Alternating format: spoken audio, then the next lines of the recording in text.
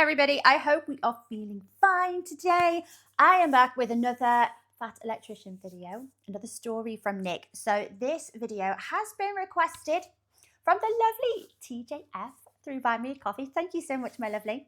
Now, okay, I'm preparing myself. I know what's coming, I think. So TJ F, you say, I have a special request. Not an emotional man, but this one Fat Electrician story. This is one Fat Electrician story that the last 5 minutes broke me. Oh no! You know I'm a crier. Oh, I should have got some tissues. Oh, I keep doing this. I keep forgetting the tissues, and then I've just got my crusty sleeves to keep wiping tears away. Gosh, you will love seeing me cry. Nothing wrong with a good cry. Right, okay, so TJF, you say, this is a long story, but it's a fantastic story, and it's called The Raid on Los Baños. Is that Baños or Banos? It's well worth the watch. So if I have a look at the title, it's got that the accent on the end, isn't it? So is it Los Baños? You have to excuse me. My Spanish is not very good, and I don't recognize this, so I'm not sure what it is or who it refers to, which, like, what time era, what the dates historically are. So I'm going in blind. All that I know is that I'm quite likely to cry. Oh, okay. Well, it sounds like an amazing story. So let's crack on. Let's get straight into it. You know what I'm like for chatting. Guys, if you are enjoying these reactions as well, don't forget to hit that like and subscribe button. Thank you so much, my lovelies. If you're interested, I have a Buy Me a Coffee account. That link is over there. And should you wish to help support this channel any further, I do have a Patreon account, and that link is in the description below. Let's get going. The biggest airborne mission of all time is Operation Market Garden, when over 41,000 Allied paratroopers jumped into the Netherlands. The most famous airborne operation of all time is probably the jump into Normandy for D-Day. But the most perfect and textbook example of what an airborne operation could and should be is one that you've probably never even heard of. Today we're talking about the only airborne division assigned to the Pacific Theater of World War II, the 11th Airborne, and their incredible raid on the Los Baños prison camp, and we're going to get to it. Los Baños. Alright, important background info. December 7th, 1941, the Japanese commit the ultimate sin of fucking with America's boats when they attack Pearl Harbor. Most people are familiar with this, however, most people don't realize that immediately after the attack on Pearl Harbor, the Japanese launched attacks all throughout the Pacific. Among the many places attacked was the Philippines, which, if you don't know, at this point in time was an American colony that America had acquired after the Spanish-American War in 1898. No, I did not know that. There's both American and Filipino military there, however, there simply isn't enough of them, and they are completely overrun by the Japanese military. After several weeks, it becomes very clear to the U.S. military and the Filipino government that they are probably not going to be able to defend the capital of Manila from the Japanese if it comes to that. So they have two options. They can A, decide to fight it out there anyways and make it as painful as possible to the Japanese, make them fight block by block, brick by brick, house by house, building by building, and make it a horrific, bloody affair. Or B, they can agree to simply leave Manila intact completely, declaring it an open city and allowing the Japanese to take it over without a fight, hopefully preserving the city and as many civilians as possible, which is exactly what they decide to do on December 26th, 1941. Okay? I mean, it's a bit of a no-brainer, isn't it, when you think of it like that? I mean, nobody wants unnecessary bloodshed at all in times of war, if it could be avoided, and if the alternative is an all-out bloodbath, and it'd be horrendous. I'm glad they decided to opt for option B. But here's the problem with that. Remember, the Philippines is an American colony, and Manila is the big, beautiful city capital. So because of that, there's a ton of Americans that live there, most of which are just living there in some temporary professional capacity. There's doctors, teachers, nurses, diplomats, business people. There's also a bunch of representation from the Catholic Church, and a lot of the priests and nuns happen to be American. Regardless, there is a ton of American citizens that are left behind in Manila when the Japanese take over. Because of this, the Japanese decide that they're going to take the local college, Santo Tomas University. They are going to convert it into an internment camp and stick all of the Americans inside of it. While the Americans did make up the majority of the camp, there were some British, French, Polish, people from Spain, Mexico, Canada, pretty much any other person that the Japanese could look at and go, hey, you're not from here, and they stuck him in Santo Tomas as well. So that's horrible news, and the only kind of silver lining they have is that these are not POWs, these are civilian internees, which the Japanese looked at a little bit different. You see, the Japanese still believed in this Bushido code of honor, where if you surrendered on the battlefield, you basically forfeit your human rights, and you were subhuman, and they could do whatever they wanted to you. They looked at civilian internees a little bit different. These weren't warriors that surrendered on the battlefield and had lost their honor. This was primarily elderly men, women, and children. So they were treated slightly more charitable than POWs, but I don't like the way he's saying slightly. It's better, I guess, but I don't know. It sounds like there's going to be a follow-on from this, slightly better. I have never heard of this in regards to history during World War II. So this is very, very interesting. It still was not a great time. This extra consideration for them being civilians varied from camp to camp, from place to place, because they had civilian internment camps all over the world. So every camp was very different. The Japanese had no standard operating procedures for how they treated their civilian internees or their POWs. You were very much at the will of whoever the Japanese officer in charge was. And in the case of Santo Tomas, it was actually one of the better ones to be at. Bear in mind, I'm not saying it was good. Nobody was having a good time. Still a horrible place to be. But on the scale or the spectrum of being in a Japanese internment or POW camp, this was one of the better ones, which at the end of the day isn't saying a whole lot. Now, the reason it was better was because the Japanese had like a real loose control of it. Basically, they put a fence up, told all the Americans to stay inside the fence, and we're going to bring you food. If you try to escape, we'll kill you. That was pretty much how it went down. They allowed the Filipino people, the civilians, to bring the Americans extra food. The Filipino people were great to the American internees as much as they could be. They tried to deliver their mail. They were trying to give them anything and everything they possibly could, and the Japanese allowed that to happen. So that's what kind of made it more tolerable than a lot of other camps. This sounds like there's an opportunity for a lot of good storytelling, like in the way of like film. Like maybe there is films I'm just not aware of that the plot line is centered around this. But yeah, it sounds like an opportunity for an awful lot of amazing stories. I can't believe that I didn't know about this, as with many of Nick's stories, and especially the historical figures. Just it's almost criminal that we're not taught more about these heroes and people. But this in particular, absolutely no idea. But as World War II progressed and the Japanese Empire got weaker and weaker, conditions in the internment camp and really all of Manila as a whole got worse. Supply lines broke down. Manila's a big city. You have to bring in a ton of supplies to sustain a city. So not only did the Japanese military not have enough resources to divert to this internee camp, but the Filipino civilians weren't able to give as much either, leading to way worse conditions. It was overcrowded. There wasn't enough food to go around. So the main problem is they can't get the food from the farms into the city. So what if we take the internees and move them out of the city and just put them on the farm where the food grows? Then we don't even have to move the food as far. We just got to move the people one time, right? That makes sense. So that's what they do. They build a new internment camp. It is 40 miles out into the country. It is in a place called Los Baños, right off Laguna de Bay, the biggest lake in the Philippines. It is a naturally beautiful area. There's a ton of naturally thriving tropical fruit like bananas and coconuts, and there's also a bunch of agricultural villages that are going to be able to help get food for all the internees. And that's basically how the Japanese pitch this to the internees. Hey, it's basically going to be a happy summer camp. You guys are all going to go hang out in tropical paradise, eat bananas, and hang out till the war's over. There's foreshadowing going on there. I feel like the way that Nick is wording this, that's how it's being sold to the prisoners. The reality is very different. So I'm assuming medical supplies were becoming increasingly more rare, along with the food supplies as well. So, we've heard all of the horror stories from camps across Europe, and, with the prevalence of dysentery and typhoid and diseases like that. Is that what went down here as well? Maybe it wasn't as bad.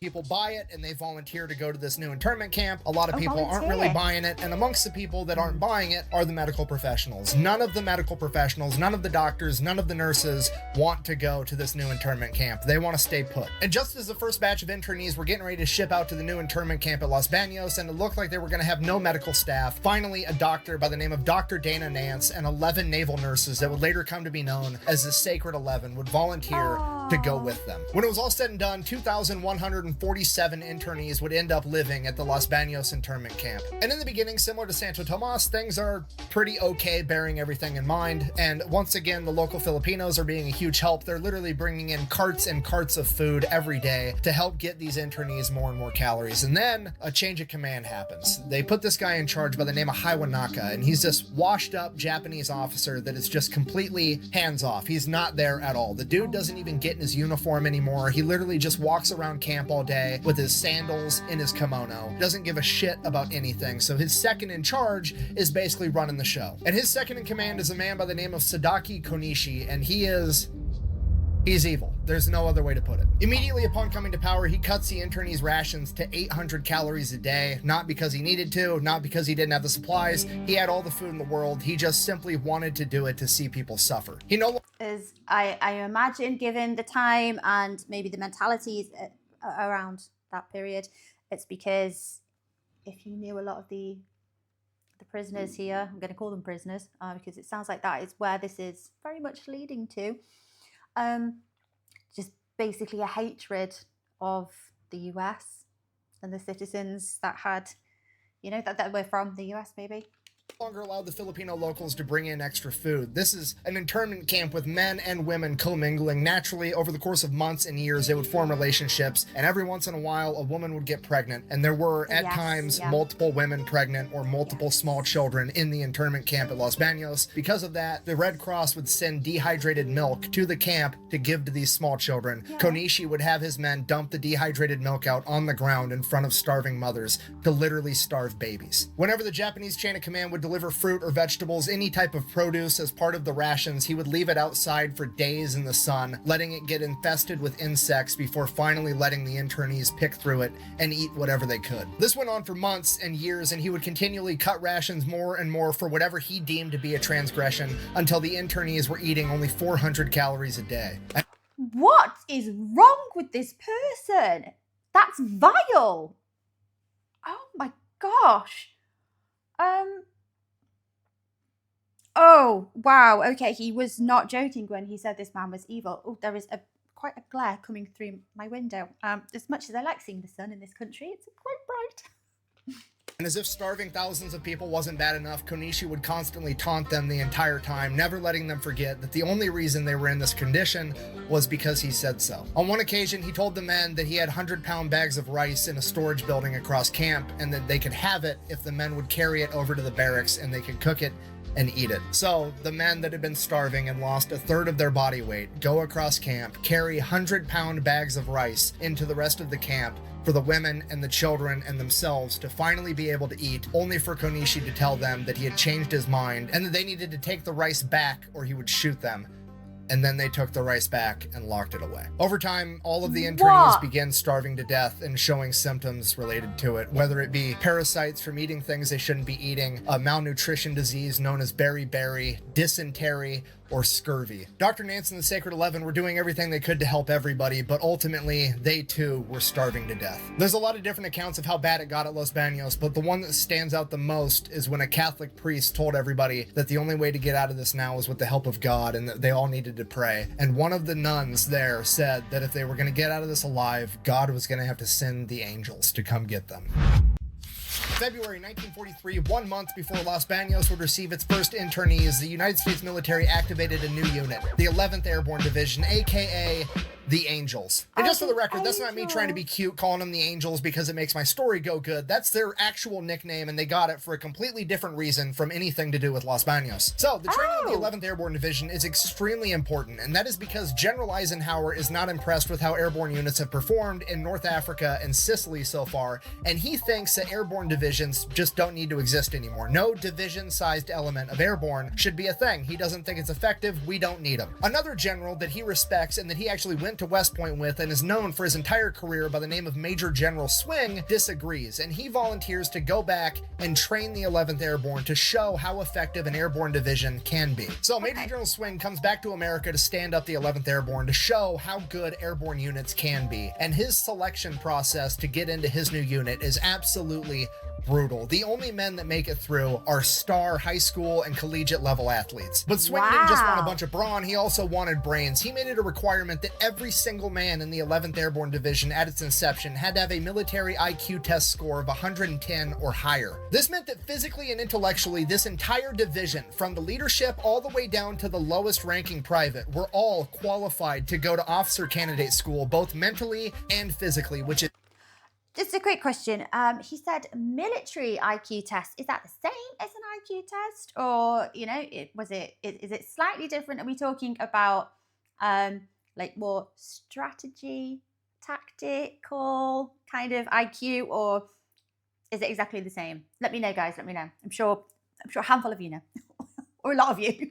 Is absolutely crazy. Swing only wanted the best of the best, and he actually got in trouble for kicking back so many recruits because they didn't meet his standards to be in the 11th Airborne Division. Because of that, they actually expected him to lower the standards and start letting more people in, but by then he had actually found all the men that he needed. Because airborne divisions in World War II weren't as big as regular divisions. A normal division had about 15,000 men, an airborne division had about 8,000 men. They also didn't have heavy artillery, they had lighter artillery, they didn't have tanks, they had light vehicles, all the stuff they had they could jump with. So they were lighter, but they were also faster, meaner, and smarter. So Major General Swing has basically went through like 30,000 guys and distilled out the best 8,000 dudes, just the raw talent, the best of the best, the strongest, the fastest, and the smartest. And he trains the dog shit out of these guys to be absolute monsters. He is striving to make this batch of like 19 to 23-year-old kids the best of the best, and he tells them as much. He tells these kids they're going to be able to eat nails and spit out razor blades by the time they're done with their training.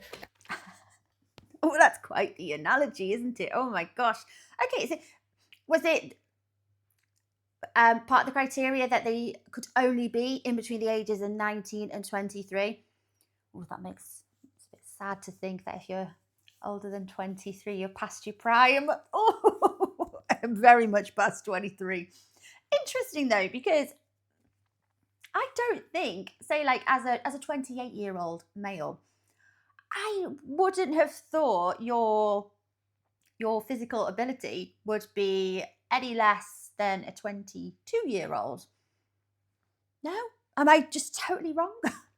And you know what? They believe him. Major General Swing was born in the 1800s. Dude fought in World War I. He's already been in theater in World War II, and he's telling them, you guys are the best of the best, and if anybody would know, it's gonna be him, so they believe him. And this is where they start to get their nickname, the Angels. You see, they're overly athletic, they're above average smart, and they're getting their ego pumped up, and they're a bunch of 20-year-old kids. Naturally, when they go out on leave, they're gonna be rowdy. If these guys aren't training to kick ass, they're partying. These guys are going out, getting hammered, getting in fights, getting thrown in jail every chance they get. They start fucking with the chain of command, thinking it's funny. At one point, they actually prank Major General Swing. You gotta realize, General Swing is born in the 1800s. The dude fought in World War I. He's the old guy, okay? He's old school military officer at this point. And those old school military officers all played polo. That was like the boys club thing. That was like what golf is now, right? Yeah. And they went out and they stole Major General Swing's polo horse as a joke. And then there was also that time that they got in trouble for spear hunting for pigs using their bayonets mounted on their M1 Grand so that they could have a barbecue. The 11th... I mean, for barbecue... Okay, the only question I have at this point is, how funny did he find that prank? Because I can imagine by the sounds of him, he's not going to find that very funny. In fact, he is going to whoop their arses and make them train 10 times harder. I could be wrong, you know, but I'd be interested in knowing, how funny was it? Airborne guys got in so much trouble so often that it became a running joke, kind of, sort of, not really a joke, an actual point of conversation in the morning officers meeting on Monday. First order of business, how many of our little angels woke up in jail this morning? And that's where they got the nickname, the Angels. And to be fair to the 11th Airborne, they weren't unique in being this rowdy. This is pretty much standard behavior for all airborne units in World War II, whether people are willing to admit it or not. I mean, for example, later in the war, the 82nd Airborne was on leave over in France, and they got so rowdy that the US military had to send out a special military police unit just to get them under control. So yeah, paratroopers are always kind of wild, but back in World War II, they were exceptionally wild. But as it turns out, when your job is to lead the way into armed conflict riding a fucking kite, that's that's exactly the type of guy you want doing the job, a dude that gets a little bit rowdy. Speaking of kite, that does actually kind of make the 11th Airborne a little bit unique, because you could argue that they are the most airborne unit of World War II, and that is because Major General Swing made every single man in the 11th Airborne Division double certified in both parachute and glider infantry. Okay, everybody knows what parachute infantry is. We've all seen Saving Private Ryan. We've all seen Band of Brothers. It's the guys that jump out of a plane with a parachute, right? That's easy. What a lot of people have never seen before is a military glider, and I have no idea why. If I had to guess, I would assume it's because it's hard to replicate for Hollywood inside of a movie, but they were real and they're absolutely badass. It's basically a giant kite that looks like a plane that a C-47 literally tows behind it into the battlefield. So the C-47's got a bunch of paratroopers jumping out of the side of it, and it's also towing a giant plane-sized kite that's capable of carrying like 3,700 pounds and a bunch of guys inside of it. And then as the paratroopers jump out, the gliders detach at this rope, and then they glide the rest of the way into the country, land this plane. Okay, side note, unpopular opinion, this is the most gangster vehicle of World War II, okay? You know who I don't want to have to get in a fight with? The guy that shows up for military training to partake in the biggest war the world has ever seen, and when everybody else is like, oh, I want to drive a Sherman tank, I want to serve on a battleship, I want to drive an Amtrak, and this motherfucker's showing up like, fuck it, I want to drive a kite into battle 12 hours before everybody else and be surrounded by the enemy. Fuck that. Sorry, I'm getting sidetracked. The point I'm trying to get to is A, gliders exist and they're cool, in case you didn't know that. And B, Major General Swing makes the entire 11th Airborne Division cross-train on both. So every single man in his division can both jump out of a plane with a parachute or be towed behind a plane in a giant kite with 3,000 pounds of shit in it, which no other airborne division was doing at the time. You were either a parachute guy or you were a kite guy. So the 11th Airborne Division gets done with their training by Just a quick word. I don't think there's anything easy about jumping out of a plane with a parachute. I can't think of anything worse. That'd actually be my nightmare. To actually have that tenacity, that, I don't know, that drive to make yourself jump out of a moving plane and hoping that parachute is going to deploy. That takes guts. And I don't have that kind of guts. There is nothing that would get me out of that plane. Bearing in mind, I'm not the biggest fan of heights, granted, but there is nothing easy about that. Oh my gosh, I think they're made of steel, these guys. December of 1943, and now it's time to show Eisenhower what's up. So they set up this big war game, mock mission, whatever you want to call it, known as the Knollwood Maneuver, where the 11th Airborne Division is supposed to capture an airfield. Now remember, a lot of the leadership is trying to get rid of airborne divisions. They want to prove how ineffective that this is. So this is not going to be an easy mission, okay? In order to succeed, they have to capture 13 objectives all at the same time, secure an area to land the rest of the division, capture the entire airfield, hold it for a certain amount of time, and then also be able to evacuate casualties as they go. Like, this mission has to go perfect. Like, and that's exactly checklist. what happens. The 11th Airborne Division on the first wave drops in 4,800 guys using 200 C-47s and over 200 gliders. They absolutely crushed this mission. At this point, Major General Swing and the rest of the high-ranking military officers that are kind of rooting for the airborne divisions look over at Eisenhower like a bunch of kids looking at Dad, asking if they can keep the stray dog they just found. Like, Dad, can we keep him? Look at how fucking awesome these guys are, please? And finally, Eisenhower's just like, fine, whatever, we can keep it. Okay, if you're not picking up what I'm putting down, I'm trying to tell you that the 11th Airborne has just saved the entire concept of airborne as a whole. Okay, when the average person thinks about paratroopers, they're thinking about jumping into Normandy, D-Day, Market Garden, all that stuff in the European theater. All that stuff is downstream from this, okay? All of the airborne divisions would have been disbanded, and that never would have happened were it not for the 11th Airborne, proving to Eisenhower how effective airborne can be. So right out of the gate, the 11th Airborne has already changed the world, and in a small way, they are responsible for the success of every other airborne mission that came after this. So naturally, as a reward, they get sent into the European theater where they're going to get to do things like jump in on D-Day, jump in and participate in the biggest airborne operation of all time, Operation Market Garden. They're going to be remembered and celebrated, and there's going to be movies and TV shows about them, and everybody's going to know who they are. I'm just kidding. They get the distinct honor of getting sent in as the only airborne division to go into the Pacific Theater, and most people have absolutely no idea who they are, and they're never talked about ever. But I was just gonna say, I'm nodding along like, yeah, that'd be a great idea. Let's make all these movies about. Oh no, wait, I've not heard of this, so I'm assuming that there's not an awful lot of information out there, or, you know, Hollywood have never really taken up this event to make any big features or anything out of. How, why, what a shame. Why has this never been picked up? This, like these events here, Los Baños. It seems crazy. Oh, I think they should have their praise sung from the hilltops. Although, let's carry on watching because I'm not sure how this is going to go, or even how it ends. So let's see. We're fixing that shit today. So they make their way over to the Pacific Theater, and the first place they wind up is in New Guinea, and unfortunately at this point in time there's a little bit of a lull in the combat because the US military is gearing up for the invasion of Leyte, and until then the 11th Airborne is just kind of in New Guinea, and they're tasked with basically unloading cargo ships at this big dock to help with the war effort because there's really no asses to be kicked right now. I can imagine those rowdy boys are not very happy about this and are probably a little bit bored. The 11th Airborne guys are not very happy about this. You gotta remember, a bunch of 20-year-old young men been training their ass off for the past year to get ready to go into a fight, had their ego pumped up by their chain of command, and now they finally make it into war, and their job is to unload a bunch of cargo ships. They're pretty disappointed. So to make themselves feel better, they steal shit. I mean, strategically transfer equipment to an alternate location, and by alternate location, I mean to their campsite. And when I say equipment, I mean pretty much anything and everything that's cool, they take it as theirs. Literally entire crates of Colt 45 1911s, booze, cigarettes, good food. They're stealing entire Jeeps and vehicles and using them at their camp. And nobody's really saying anything to them, and they're getting away with it, so they get a little bit bolder, and eventually they're like, fuck it, we're just gonna steal the generator for the dock, and we're gonna take it back to our camp and wire up our camp so we have electricity. So that's what they do. They steal. Is it because these are the little angels? Is that why no one's saying anything to them? What have the little angels been up to this morning? Steal the generator, bring it over to camp. General Swing catches them, and he's like, no, you guys can't be stealing that generator. Or at least you can't wire up your tents. You're going to use it to wire up my tent. And they have to go wire up General Swing's HQ building, and he uses the electricity. Now, at this point, the guy that's actually in charge of the dock goes over to General Swing's quarters. He's a Jack the Lad, Airborne are, and he's like, your guys are stealing fucking everything. They need to stop. I need my generator back. At which point, Swing gets in a huge argument and says the famous line, my angels would never do that, thus cementing in their nickname, the Angels.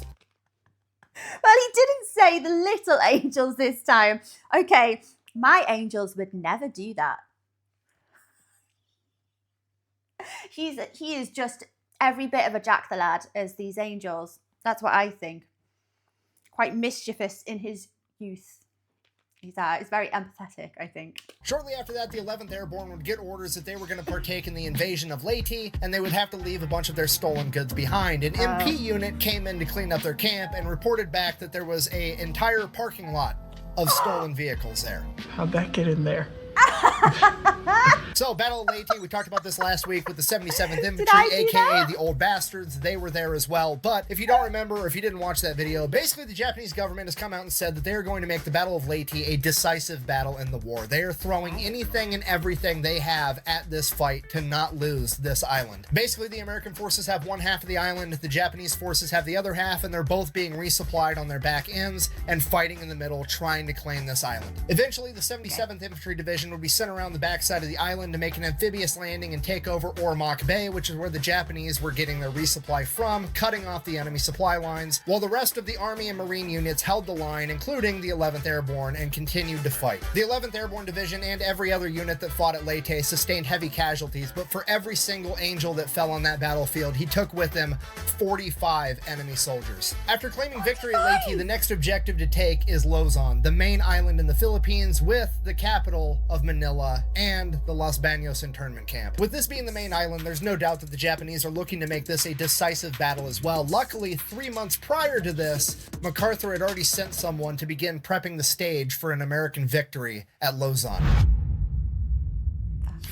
Now, rewind like 5 months prior to the Battle of Leyte, and MacArthur is still headquartered back in Australia, and he finds out that there are a bunch of guerrilla groups all over the Philippines, especially on the main island of Luzon. Now, these guerrilla fighting units kind of operated like gangs. Each one had their own little chunk of territory, and they all weren't very friendly with one another because they were all kind of competing with one another to get aid from the US military to be able to fight the Japanese better. So they were very disorganized, but some units were much more organized than others. So General MacArthur figured figures that if he can send somebody in there to help organize the guerrillas and then get them more supplies and more weapons, they'll be softening up the Japanese from the inside, so by the time the US forces reach Luzon, it won't be as hard of a fight as it needs to be. So he starts taking volunteers, starts poking around. Finally, he figures out the guy that he wants to send in, and it's this badass major by the name of Jay Vanderpool. Okay. So he takes Vanderpool, sends him off to do a bunch of training in like how to set up long-range communication, how to set up communication networks, basically the quick and dirty on how to be a fucking spy. So that training takes about 2 months. We are now 3 months away from the Battle of Leyte, and Jay and a couple of other guys are now going to get snuck into Luzon by submarine and dropped off on the island. They have one person they can link up with for a connection, but basically their standing orders are, and I quote, "Do what will best further the Allied cause." Signed, General MacArthur, literally the top dog of the US military. The only person with more authority than General MacArthur at this point is the President of the United States, okay? This dude's orders are basically the golden ticket, the blank check of do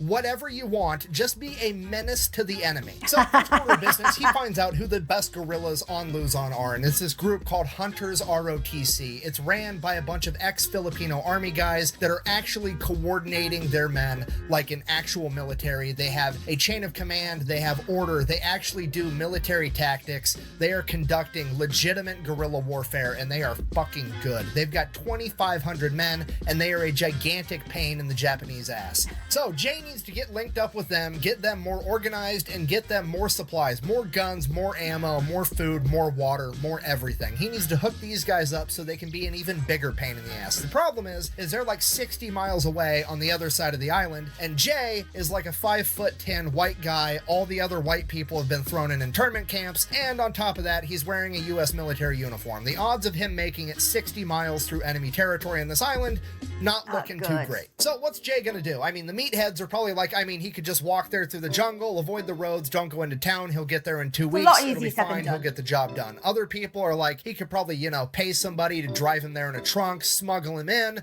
that would be an option. Jay Vanderpool is just like, nah, I'm gonna go just complete gangster option. I'm gonna walk to the nearest town, go to a payphone, I'm gonna call up a fucking limo to drive me there. So that's what he does. He calls a valet service, and some fancy black SUV comes pulling up, and they're like, cool, give me a ride 60 miles away to wherever the Hunter ROTC people are. And the limo driver, SUV driver, whatever you want to call him, taxi driver, is like, I don't want to give you Americans a ride. If the Japanese catch me, they're going to kill me. At which point, Vanderpool and his guys are like, look, this SUV is taking me to where I need to go. You can take this stack of cash and give me your car, or you can take this stack of cash, you can drive me there, drop me off, and then you can keep your car. Either way, this SUV is taking me to where I'm going. Are you driving or not? So the driver's like, fine, I'll do it. They drive all the way there. They pass through multiple Japanese checkpoints. Because it's such a fancy vehicle, the Japanese don't even bother to stop them. They just salute and wave them through, assuming that it's somebody important. It is fucking so stupid that it's genius all at the same time. It's incredible that it worked. It's the funniest fucking part of this story. So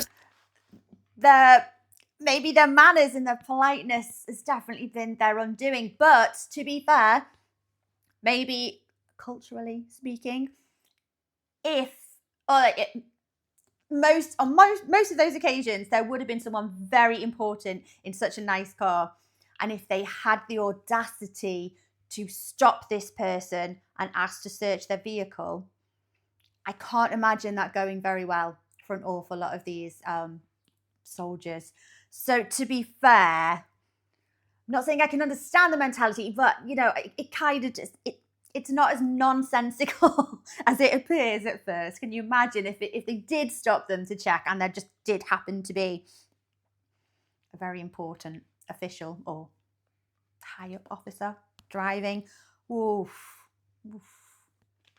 Happens multiple times, and they make it all the way to the village where Hunters ROTC is located. And when they get out, the leadership of Hunters ROTC just sees Americans in American military uniforms getting out of like this dope black SUV 60 miles inland into enemy territory. So the guerrilla leaders are thinking like, oh shit, these guys are gangster as fuck. Look badass! That's really badass, guys. That's dangerous. So already they're off to a great foot due to Vanderpool's insane strategy of calling a limo to drive him through enemy territory, and then Vanderpool whips out his printed out order from General MacArthur basically saying do whatever to further the Allied cause, at which point the guerrillas are just completely game to do whatever. They're more than happy to help in any way they can because they know who General MacArthur is, and this is their best shot at making a measurable impact to save their country. So Jay Vanderpool has been in Luzon for all of like 6 hours, and he is now essentially in charge of 2,500 men that are experts in jungle warfare. Now, these guys have been an issue the entire time, but they're so under-equipped that they weren't able to do as much as they could. Like, they're not living up to their full potential because these guys are going in and launching raids against the Japanese, and every guy has like 3 bullets in his gun because they just don't have ammo. Then they're whipping out their bolo knives and using those to fight the Japanese. Now, with Jay, he's going to be calling in and getting them new guns and a ton of ammunition so they can actually function like a guerrilla fighting force. And they are going to get escalated from an issue to a fucking problem for the Japanese. Then, over the course of the next 3 months, while the 11th Airborne is in New Guinea and fighting in Leyte, Vanderpool is in Luzon getting his guerrilla network even bigger. He's getting more guerrilla units to cooperate with him, and he's getting them guns and ammo as well. And he builds this entire command structure that he calls the GGC, the General Guerrilla Command. And then he teaches all of them how to gather intel, spy on the Japanese, and send long-range communications. So now, not only is his guerrilla fighting force a guerrilla fighting force, but they're doubling as a spy network as well. I was just going to say, I think you would refer to this as a network. Espionage network. Oh my gosh. Yes. In 3 months, Jay Vanderpool has essentially turned himself into the guerrilla warlord of the Philippines. So fast forward January 9th, 1945, American forces were victorious at Leyte, and now they are making their invasion into Luzon with like 175,000 men. It is a massive offensive operation. And Jay Vanderpool, our favorite guerrilla warlord, has positioned all of his guerrilla fighters in between the American landings and the Japanese main forces. So that way, when the Japanese try to make their way to the beaches where the Americans are landing, they're going to be attacking them on the roads with ambushes the entire time, softening the enemy before they even get there to play defense. And here's what I need you to understand about this. This is 1945. The Japanese are not winning this war. It's not going good for them at all. Their supply lines are breaking down. They're having trouble getting their men ammunition, food. Everything is going about as bad as it can be for the Japanese at this point in time. Okay, if you're not picking up what I'm putting down, I'm trying to tell you that the Japanese are now the ones that probably aren't going to have a whole lot of ammo, and now the guerrillas are being backed by America, the biggest unhealthcare network the world has ever seen. They've got all the ammo on the planet. Well, well, well. How the turntables... Now, Jay Vanderpool, being the smart guy that he is, he knows this and he takes advantage of it. He has the guerrillas just start mag dumping everybody. He tells them, you guys have more ammo than them, abuse it. He even goes as far as to have the guerrillas start using an old school infantry tactic called marching fire, which is basically get a bunch of your guys, have them stand in a line and start walking towards the enemy with their rifles on their hip, and every time their right foot hits the ground, they fire. Now, this is like a World War I tactic, the theory being that you're both advancing and laying your own suppressing fire at the same time, obviously as you were marching towards an entrenched enemy with machine guns. So the tactic never really worked that great. But in World War II, in this application, when the enemy's just out on an open road and they don't have enough ammunition to lay suppressing fire back, it worked out great. In addition to that, there was also a huge psychological factor because you got to remember, Jay Vanderpool is like coordinating the guerrillas. I keep referring to him as the leader, but he's not actually in charge. The real guerrilla leaders could tell Jay Vanderpool to get fucked at any point in time, and he would have no other choice but to do so. And the reason I'm bringing this up is I'm trying to get the message across to you that these Filipino guerrilla fighters don't really give a shit about the Geneva Convention. They've never even heard of her. Believe me, you would much rather come toe-to-toe with the American military at this point in time because these Filipino guerrillas were not taken prisoners and they were not messing around. They are experts in jungle warfare, and they do not like the Japanese. The Japanese have been extremely cruel to the Filipino people for the last 3 years of the occupation, and they are out to get straight up revenge. Like, if you got shot and injured going up against the Filipino guerrillas, you weren't injured for very long because as soon as you hit the ground, the bolo knives are coming out, and these guys are looking at you like my wife looks at Amazon packages, okay? And every single time I bring something like this up, I get this in the comment section.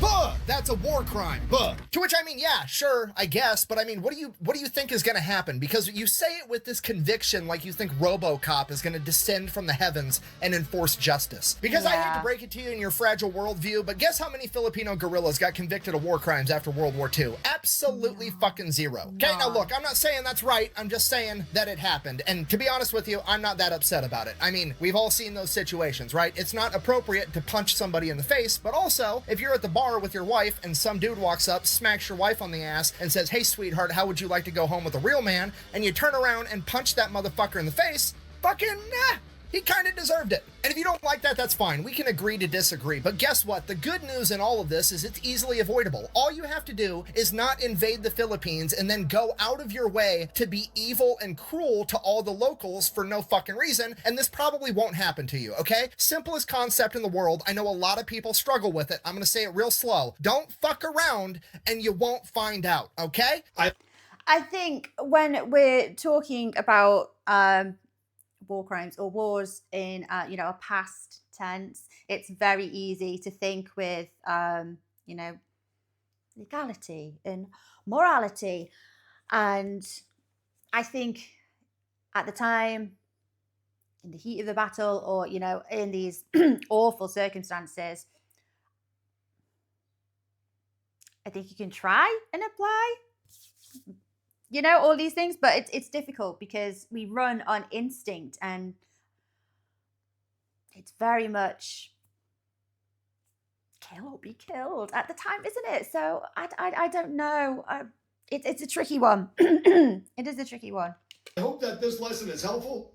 Thank you. Sorry, I'm getting sidetracked. Moral of the story, the Filipino guerrillas are out in the jungle being complete gangsters going up against the Japanese. Now, after a while, it gets to the point where Vanderpool's contact is like, "Yo, you need to chill. You're expending so much ammo that the general whose AO that you're inside of is going to get mad that you're taking up some of his ammo, and you just need to slow it down because you're burning up too much." To which his guy's like, "I don't know, it's some hard ass by the name of General Swing who's in charge of the 11th Airborne Division." To which Vanderpool is like, "Cool, you send General Swing down here. He can see my results, speak for themselves, and we'll see what he has to say." So it's a date. The next morning, General Swing is going to have his driver bring him out to where Vanderpool is, and they're going to have a little conversation about how much ammunition he's burning up. But before that happens, that night, the guerrillas set up guarding a particular road, and as it would happen, right at dusk, an entire Japanese battalion comes marching down this road, advancing towards the American lines. The guerrillas launch an ambush and wipe out the entire battalion, 1,000 men. So the next morning, General Swing comes rolling down the very same road with his driver and his aide in his car and an armed escort, and he gets about halfway there and he starts noticing there's an awful lot of opened Amazon packages,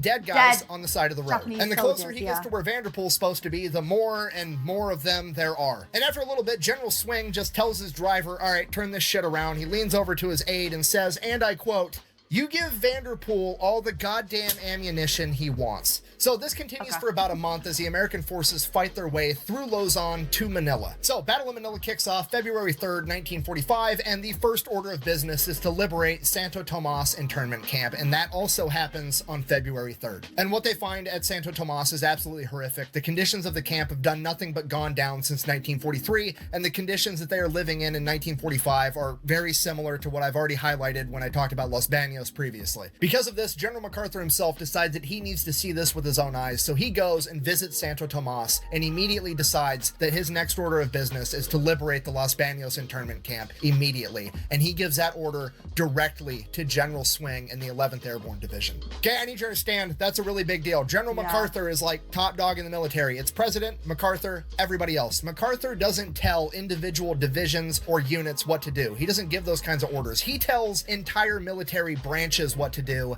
and those orders get disseminated down through the ranks amongst the different generals, and it goes through like a whole chain of command thing. He has just skipped several rungs of the command structure to give this order directly to General Swing, which speaks volumes as to what MacArthur thinks of the 11th Airborne, because he thinks that they are the exact people for the job. These are the guys that are going to get it done. It's urgent. We need liberating. We need liberation now. Who is he going to ask to do it? The Angels. And he doesn't want the chain of command to fuck that up. So while the 11th Airborne Division is actively fighting in Manila, they are also beginning to make preparations to somehow rescue an internment camp that is 40 miles away. The plan.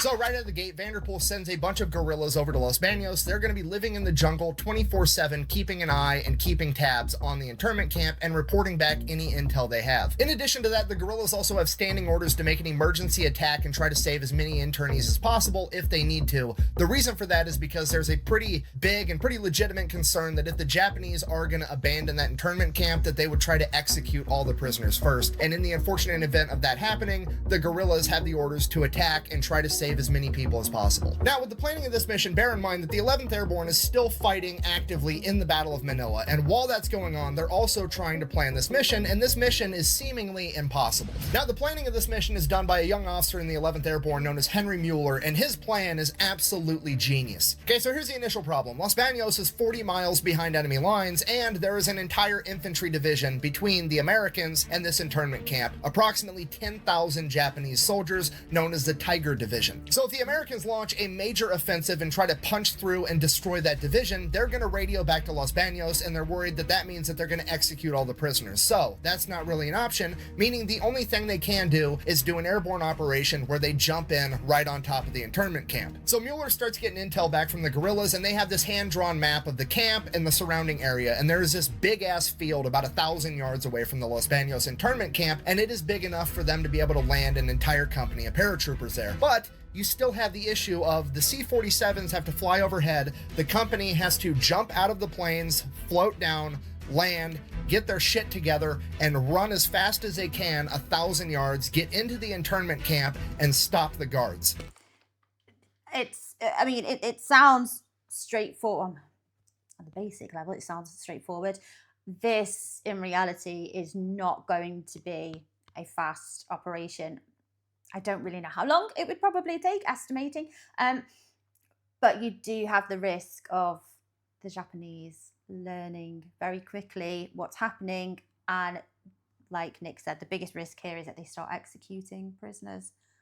Okay, so what are they going to do? So they figure that at best, that's going to be about 15 minutes from the moment the paratroopers jump out of the plane to the moment that they're able to land, ditch their parachutes, grab their guns, and full assholes and elbows sprint all the way to the internment camp. That is still too long. That is 15 minutes where the Japanese have the opportunity to shoot as many people as possible. Easy solution. They're going to send in the 11th Airborne Division's recon platoon, which is like 11th Airborne Division is already above average. The recon platoon is their best guys on top of it. They're going to send in their recon platoon. They're going to link up with 800 guerrilla fighters, and they are going to be sitting right outside of Los Baños. And the second the C-47s fly overhead, they're going to launch an attack, and they're going to fight the guards in the internment camp, meaning that the guards are going to have to take up all their time fighting them as opposed to executing prisoners, and give the airborne guys enough time to get there to reinforce them, and they can overrun the camp. So this mission is already crazy. There's a lot of moving parts, but Mueller just has to assume that everything goes according to plan, because from there, it gets even harder. So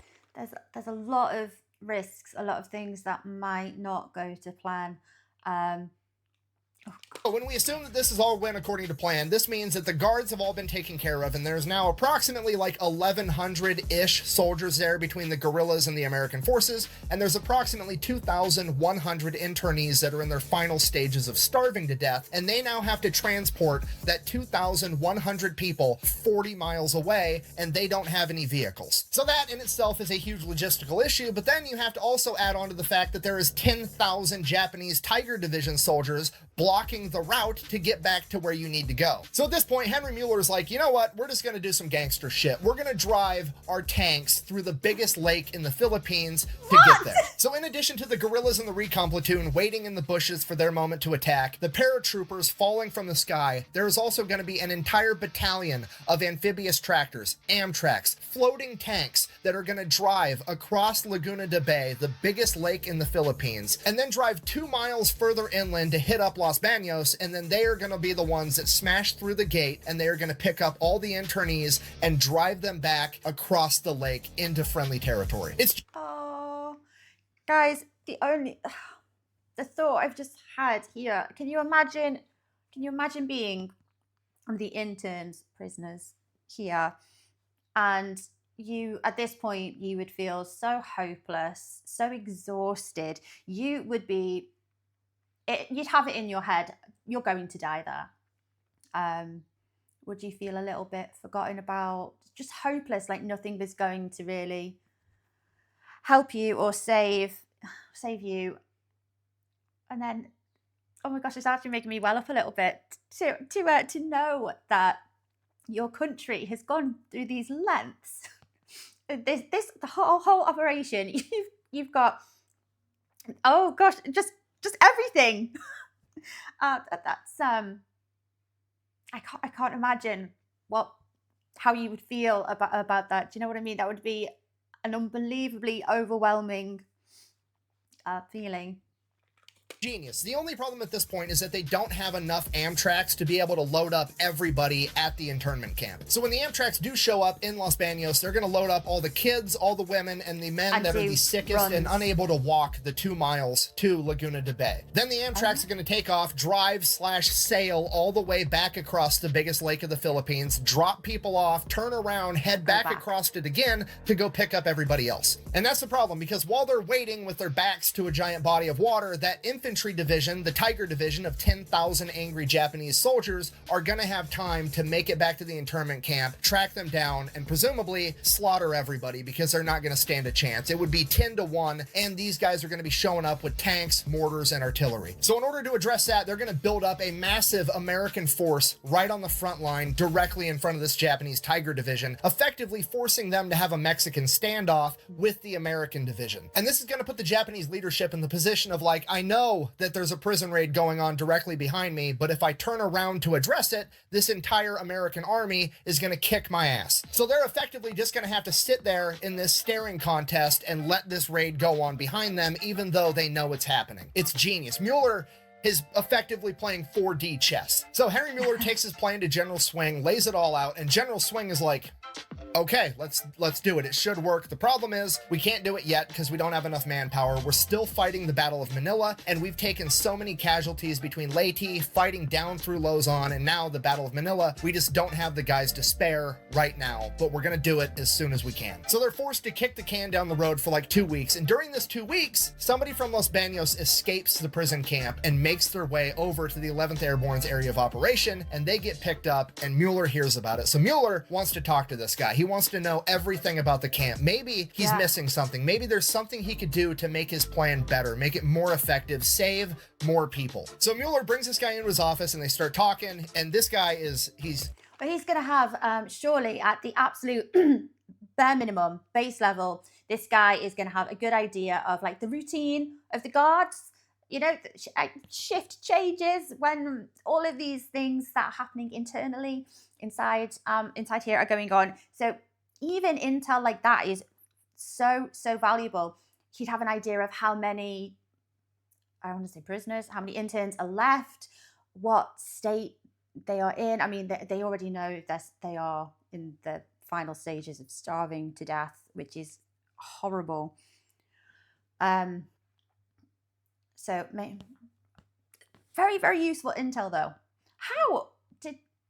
Was it quite common for them to escape? I know they did say that. Oh no, wait, that was the other place, wasn't it?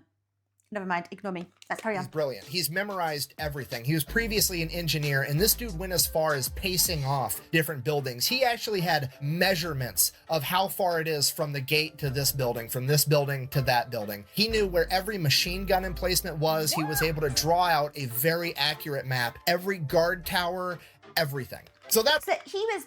Do you reckon this intern was obviously planning to escape? I'm sure everyone there would be on some level trying to plan to escape, but having such amazing information, making measurements, that's obviously with the intention of leaking this information. Were they aware that American forces were on the island? What do you think? Alone was a huge help, but in addition to that, Mueller wanted to know the schedule. He wanted to know the daily life of everybody living in Los Baños. He has him walking through an entire day. Like, when you wake up, tell me everything that happens. What's the patterns? What are the guards up to? Yes, what's the routine? At this point, the gentleman informs Mueller that every single day it begins with most of the guards, like 99% of them, all but like 20 dudes that they leave at the guard towers, proceed to go lock all their guns in their barracks, and then they go out in the field field next to the internment camp in their underwear and sandals and do calisthenics. They're out there doing stretches and push-ups and shit to stay in good fighting shape. To which Henry Mueller's like, fucking squeeze me? You mean to tell me that if I time this mission right, I literally get to catch these guys outside of the internment camp in sandals and their underwear while they're tired and sweaty? I gotta go. He goes straight to General Swing's office and he's like, hey, we got to move up the timeline for this mission. The original schedule was that the paratroopers were going to be jumping out of the C-47s at 8. Oh wait, sorry, just quickly, Nick, sorry to interrupt you there. Right, okay. Would it not have been a sensible thing to have like a little bit of a rota for your daily exercise for your soldiers? Like maybe do smaller groups instead of having everyone do this, like 99% of them.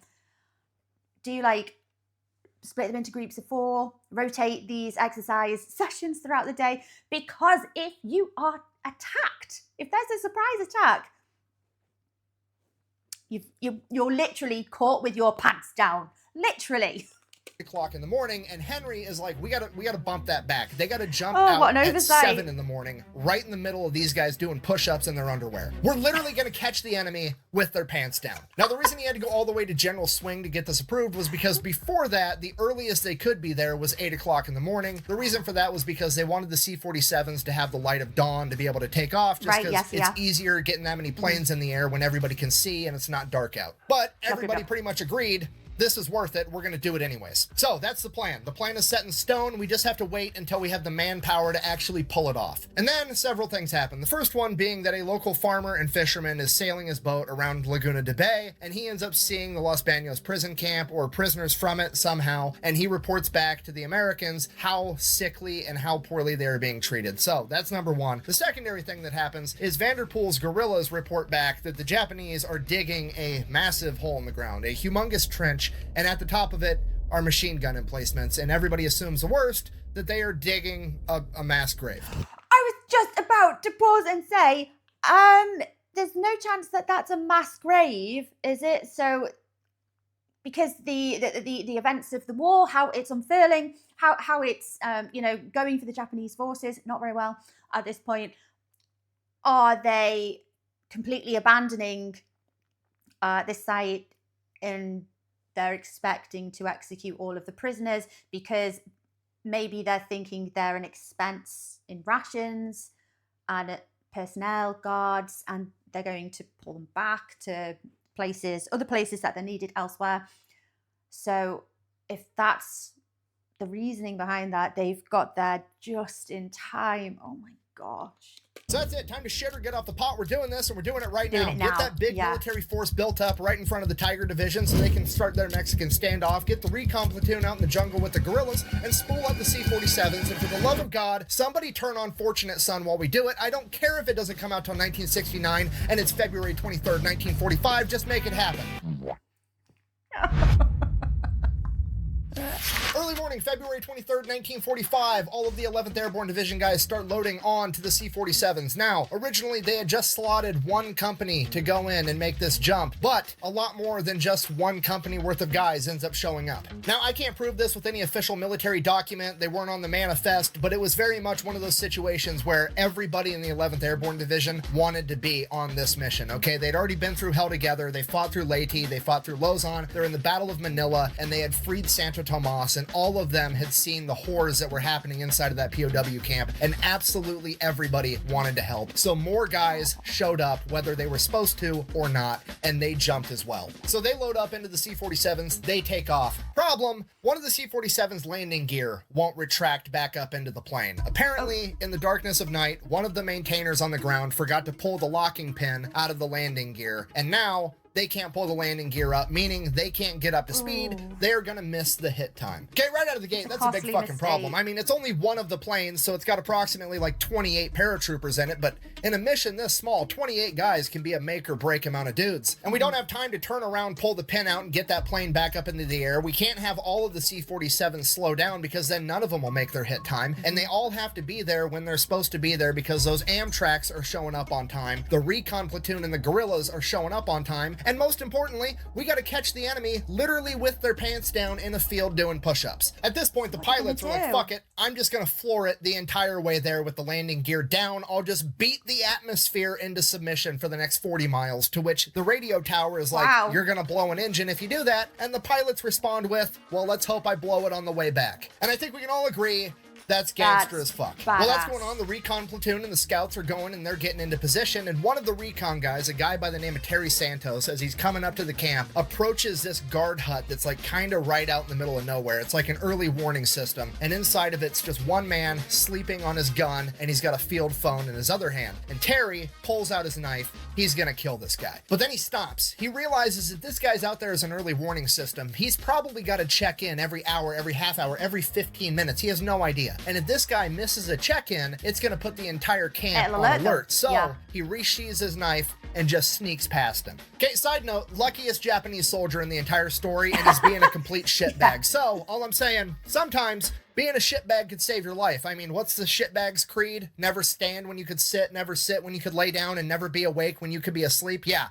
This just saved this guy's life. Anyways, the scouts and the guerrillas, they all go out, they get in position. Thanks to the new drawn map from the previous escapee, they know where every single guard tower and guard hut is. And there are scouts literally sitting outside of them on the other side of the wall, next to the windows with grenades, waiting to hear the C-47s coming up. And they're just gonna toss grenades into all the guard checkpoints and take out all the guards at once immediately. So they're in position and they're waiting, and it feels like forever, but it's probably only like 5 or 10 minutes. And they're waiting, and then they start to hear the faint drone of the C-47s off in the distance, and they keep waiting until it gets louder and louder. And then as soon as the Japanese guys out working in the field turn to start looking up towards the sky, I was just gonna say, but could the Japanese hear these as well?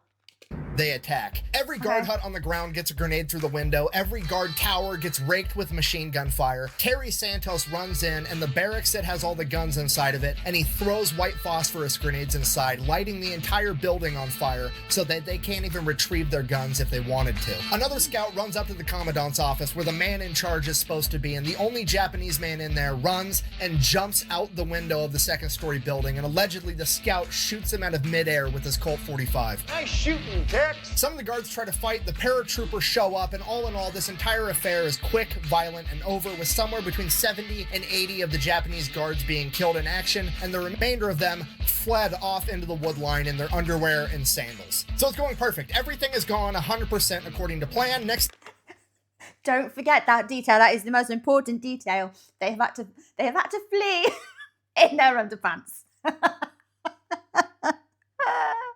Thing you know, the Amtraks drive right through the front gate. They roll up, their guys get out, they start trying to help load people into the Amtraks so they can all get out of there. And here's where things go off the rails. You see, what they didn't anticipate in this plan was a lack of cooperation from all the internees. And to be fair, they're not trying to be difficult. They don't want to not cooperate, but they don't realize the gravity of the situation. In their mind, you gotta remember, they're starving, they're hungry, they've lived here for the past 3 years, this is their home. They think that the Americans have come to save them, and they are now behind friendly lines. They don't realize that they're 40 miles deep behind enemy lines, and that there's an army of 10,000 Japanese soldiers coming to potentially kill them at any moment. And the army guys don't exactly have time to explain that to 2,100 people, so they're kind of sitting over there like, guys, I need you to get on the Amtraks right now. And they're like running back to the barracks like, oh, let me go pack my bags real quick. No, we don't have time for any of that shit. It's chaos. It's a complete shit show. There's 2,100 starving people running around trying to pack their bags. There's people coming out of the barracks with furniture and mattresses and shit. The paratroopers are 100% just channeling that dad energy of like trying to get mom and the kids out of the movie theater, into the car, sit down, buckle up, shut up, so I can get us out of this parking lot to beat all the traffic out of here. They're channeling that energy. And finally, they're like, no, we're not bringing any of this shit. The clothes on your back and you get on the Amtrak. We have to leave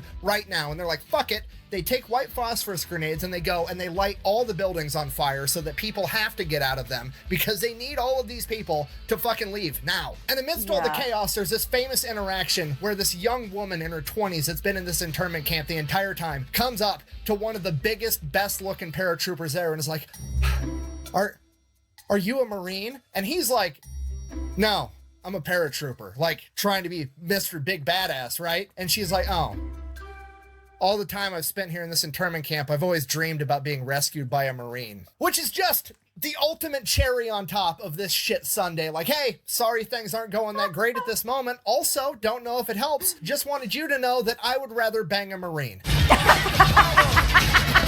In addition to that, there was a bunch of Catholic priests and nuns that had dropped to their knees praying, thanking God for literally sending angels to come and save them. At which point, the angels are like, bro, do that on the Amtrak. Get up and then go take a knee in the tank so we can get this shit going, because I'm trying to actually finish saving you guys. I'm not done yet. And this is my favorite part of the story, right? Because Amtraks all have names painted on the side, right? They're like tanks. They're like, the crew gives their tank a funny name or a cool name or a badass name. Like Jean Lafayette Poole called his M4 Sherman tank In the Mood. Well, this particular Amtrak that they loaded up all of the Catholic priests and nuns onto, on the other side of it, its name was, and I quote, the Impatient Virgin, which is fucking hilarious. Anyways, all the Amtraks get loaded up to maximum.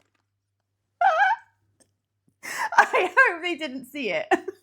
Can you imagine refusing to get on to that because of what the name was? The Impatient Virgin.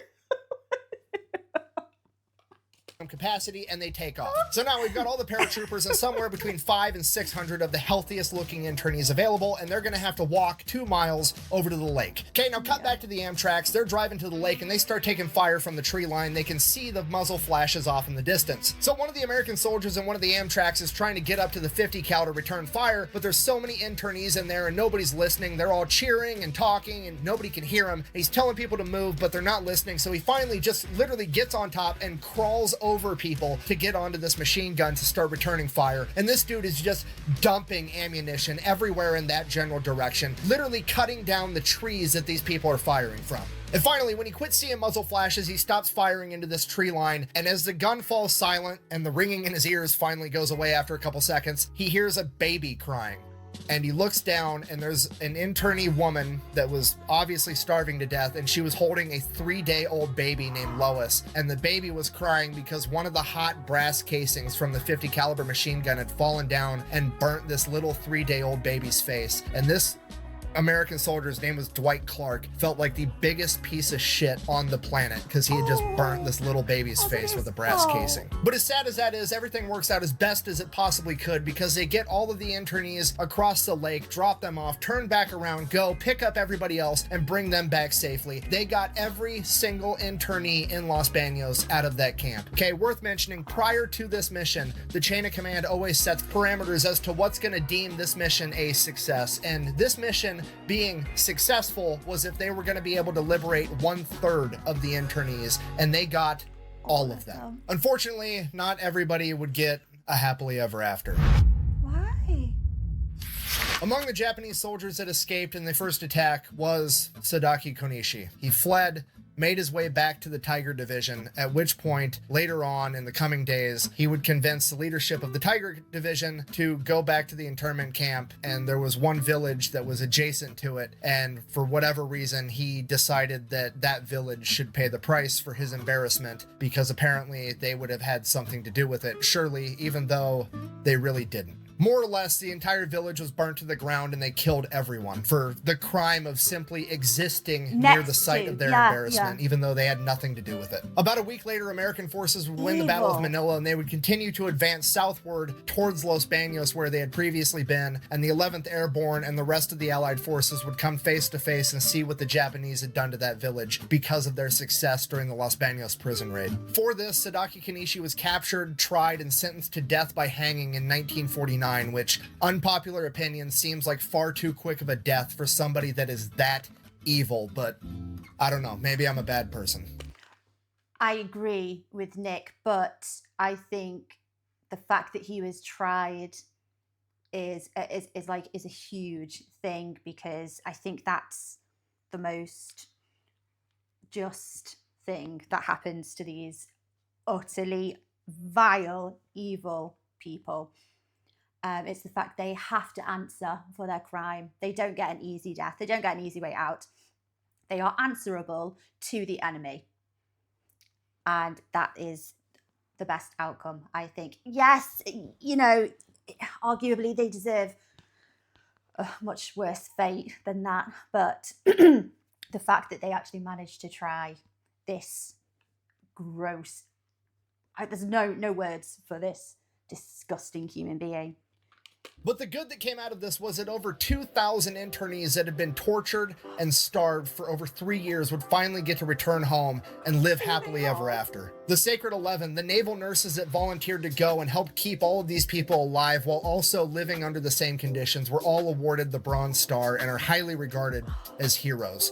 The 11th Airborne Division got almost no break from the combat as they continued to finish clearing out the Philippines. The raid of Los Baños is considered to be the most perfect airborne operation that has ever been executed and is deemed as a great success. Despite that, most of you have never even heard of it, and there's one simple reason for that. On the very same day as the Los Baños raid, February 23rd, 1945, a group of Marines fashioned together a couple of drainage pipes and put the American flag on it and hoisted it over a battlefield where they were victorious at Iwo Jima. And when push came to shove, the newspapers decided to air the story that had the cooler picture. I'm gonna be honest with you guys, I have absolutely no idea how to end this video, so I'm just gonna end it with my favorite part. Fast forward to 1998, 43 years later, there's a woman by the name of Lois that gets a phone call, seemingly out of the blue. She answers it, says hello, and it's an elderly man on the other line by the name of Dwight Clark, and he says, "Are you baby Lois from Los Baños?" To which she replies, "Yes,"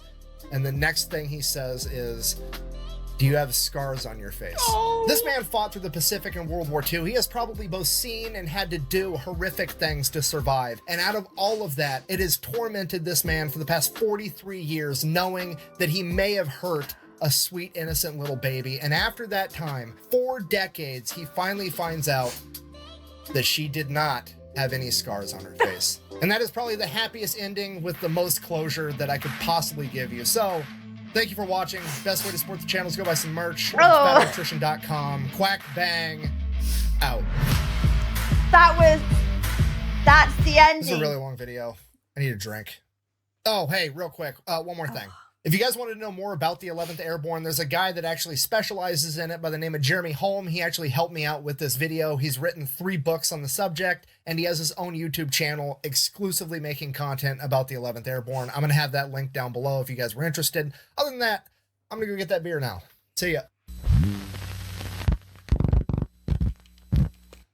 Oh, there's still more. Mr. Stanley Kingsbury, formerly General Manager of Trans-Pacific Trading Company, ex-Chief of Police and Fire Departments of Los Baños Internment Camp. Mr. Kingsbury, would you describe in your own words your reaction to your liberation on February 23rd? I went about my business, dressed, doing the regular duties in the room, when all of a sudden I heard the sound of planes very near, looked out of my cubicle, found first 3 planes came over one of the lower barracks. I noticed a white sheet drop out of one. I'd read a great deal about parachutes. I'd never seen them so near me before. All of a sudden, the 9 planes were letting these parachutes out. It just seems that the air was filled with them. At that time, shooting began. Japanese bullets were flying thick and fast. Things were pretty hot there for about a half, 3/4 of an hour. In the meantime, the boys had come in and told us that we had to evacuate. And within the question of a few minutes, we were on the M tracks, where we rolled out of the camp, down to the shores of Laguna de Bay. That's the lake that was nearby, 2 kilometers away from the camp. I imagine, Mr. Kingsbury, that you felt as if the entire United States Army was dropping on your head when they started coming. I certainly did, and I even have to pinch myself now to realize that I am really free and can talk and do as I please. You can do anything you want. After 1,145 days under the Emperor from Japan, you can't realize how I feel. No, sir, I can't. I understand, Mr. Kramer, that you were wounded by a stray Japanese bullet during the liberation. Well, there really isn't much to say, except the bullets were flying right and left, and we were so excited we didn't know what to do, so... Tell me, Miss Kramer, what are your plans for the future? I really don't know. There's so many things I want to do, but I can't make up my mind. I need something to do. Well, what do you want to say? What do you want to do? United States. You mean you want to go back to the United States? I'm nice to him, okay? The camera's off right now. You don't have to lie. Nick. What? I'm nice to him, people. Right. Mm-hmm. Give you everything you want because you're a prince. Everything? No. Say? Hey guys, just letting you know that I love my husband so much, and I'm very nice to him. He gets treated very well. I believe it. You're an idiot. That's funny. Next, I'd like to introduce 3 charming young ladies, 3 sisters, who helped making the lonely hours much happier. The Fernandez sisters. There were 3 little sisters.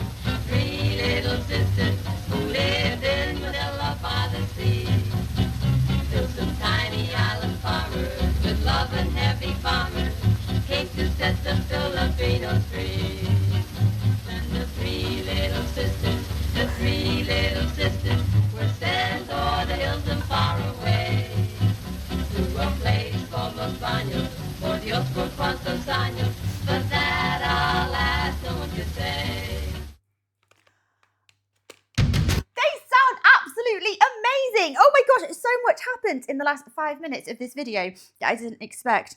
How gorgeous was that lady with her hair up there giving her little interview? Oh my gosh. Oh my gosh. Okay. Oh, jeez. Oh, okay. Bit of an emotional one at the end there. So, TJF, that's the part that you were warning me about. You can't.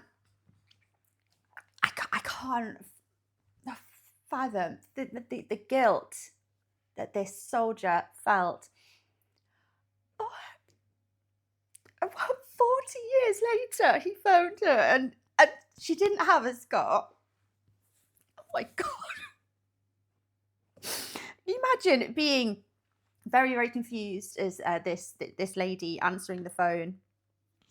But what a lovely opportunity to actually speak to one of the soldiers that liberated and saved your life, essentially, as a 3-day-old baby. Even if you had a mark there, you would forgive that. It's awful. It's one of those things. It's no one's fault. It happens. And, oh my gosh, just the guilt that he felt. It took 40 years to find out that she didn't actually carry the scar. You know, maybe it looked a lot worse because, you know, newborn baby skin, it's a lot more fragile, isn't it? So maybe it looked horrendous like at the time, but actually it healed and it was okay. It was fine. Gosh, I'm blabbing now.